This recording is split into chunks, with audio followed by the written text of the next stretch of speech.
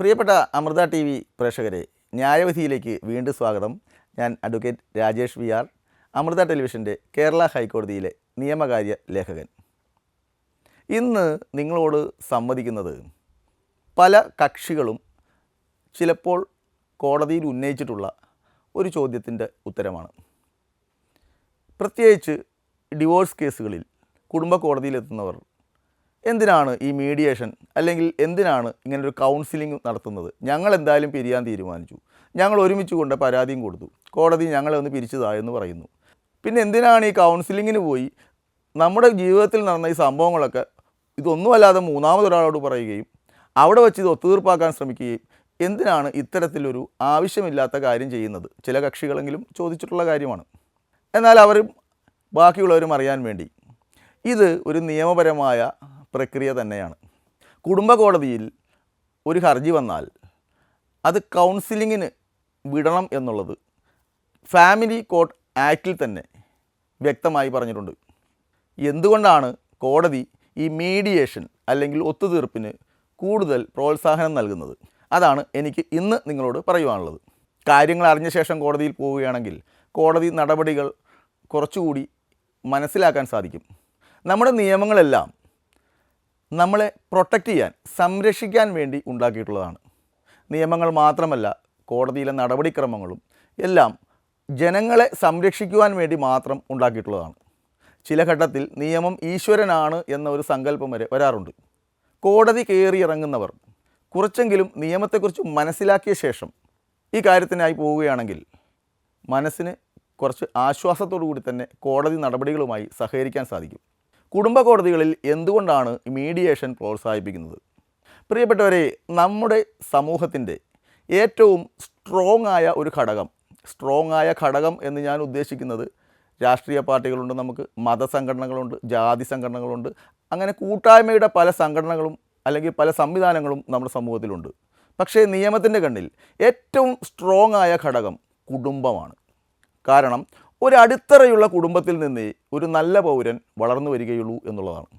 ഒരു കുട്ടി ജനിച്ച് വളരുന്ന സാഹചര്യം തന്നെയാണ് രാഷ്ട്ര പുനർനിർമ്മാണത്തിൻ്റെ ഏറ്റവും വലിയ അടിത്തറ.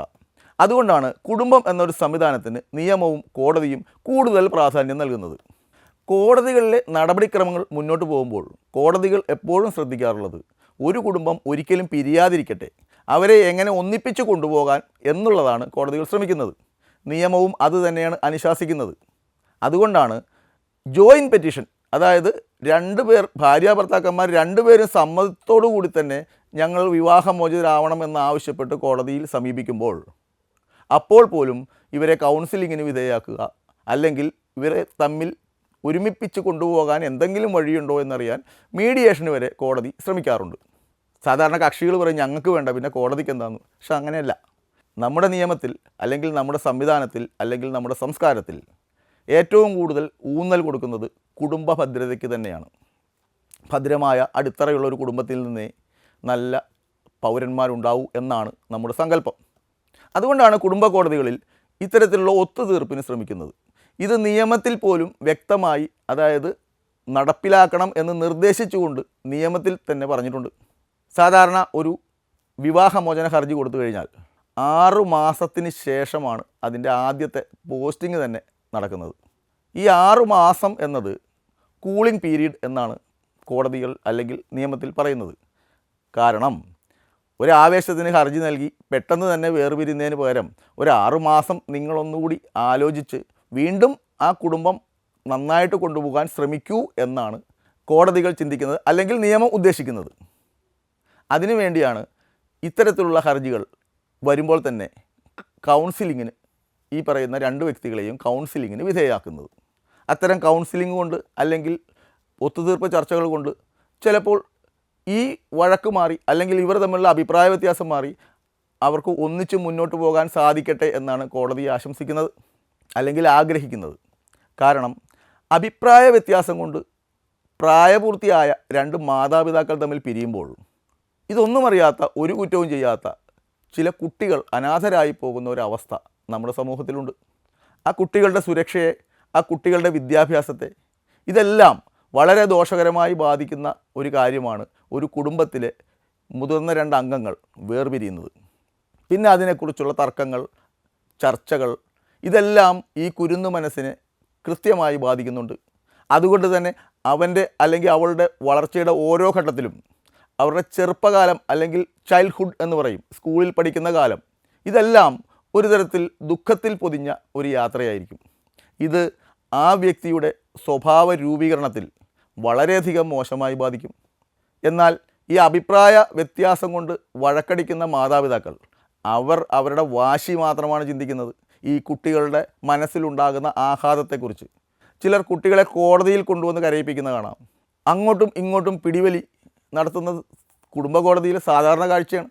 ചേംബർ കൗൺസിലിംഗ് നടത്തുമ്പോൾ ചില ന്യായാധിപർ പോലും കരഞ്ഞു പോകാറുണ്ട് ചില ആളുകളുടെ അല്ലെങ്കിൽ അവരുടെ കുട്ടികളുടെ അവസ്ഥ കണ്ടിട്ട്. ഇതെല്ലാം ഉടലെടുക്കുന്നത് ഈ മുതിർന്ന രണ്ട് വ്യക്തികൾ തമ്മിലുള്ള അഭിപ്രായ വ്യത്യാസത്തിൽ നിന്നാണെന്ന് ഓർക്കണം. ബുദ്ധിയും വിവേകമുള്ള വിദ്യാഭ്യാസമുള്ള ഈ മുതിർന്നവർക്ക് അവരുടെ വാശി ഉപേക്ഷിച്ച് ഒന്ന് പരസ്പരം സംസാരിച്ചാൽ അല്ലെങ്കിൽ ഒന്ന് ചിരിച്ചാൽ ചിലപ്പോൾ അങ്ങനെ ചെയ്താൽ തീരാവുന്ന പ്രശ്നമേ അവരുടെ ജീവിതത്തിൽ ഉണ്ടാവുകയുള്ളൂ. പക്ഷേ വാശി കാരണം കുട്ടികളുടെ ജീവിതവും അവരുടെ വളർച്ചയും അവരുടെ സ്വഭാവ രൂപീകരണവും വരെ കുഴപ്പത്തിലാക്കുന്ന അവസ്ഥയാണ് പലപ്പോഴും കുടുംബ കോടതികൾ നമ്മൾ കണ്ടുവരുന്നത്. അതുകൊണ്ട് നല്ല കുടുംബം എന്ന ഒരു സങ്കല്പത്തിന് പ്രാധാന്യം നൽകിക്കൊണ്ട് കുടുംബം നല്ല രീതിയിൽ വഴക്കില്ലാതെ അല്ലെങ്കിൽ തമ്മിൽ വേർപിരിയലില്ലാതെ മുന്നോട്ട് കൊണ്ടുപോകാനുള്ള സാഹചര്യം ഉണ്ടാക്കിക്കൊണ്ട് നമ്മുടെ കുട്ടികൾക്ക് നല്ല വിദ്യാഭ്യാസവും സുരക്ഷിതത്വവും പ്രദാനം ചെയ്തുകൊണ്ട് ഓരോ കുടുംബവും കഴിയട്ടെ എന്ന് ആശംസിക്കുന്നു. മറ്റൊരു വീഡിയോയുമായി നമുക്ക് വീണ്ടും കാണാം. തൽക്കാലം വിട. നമസ്കാരം.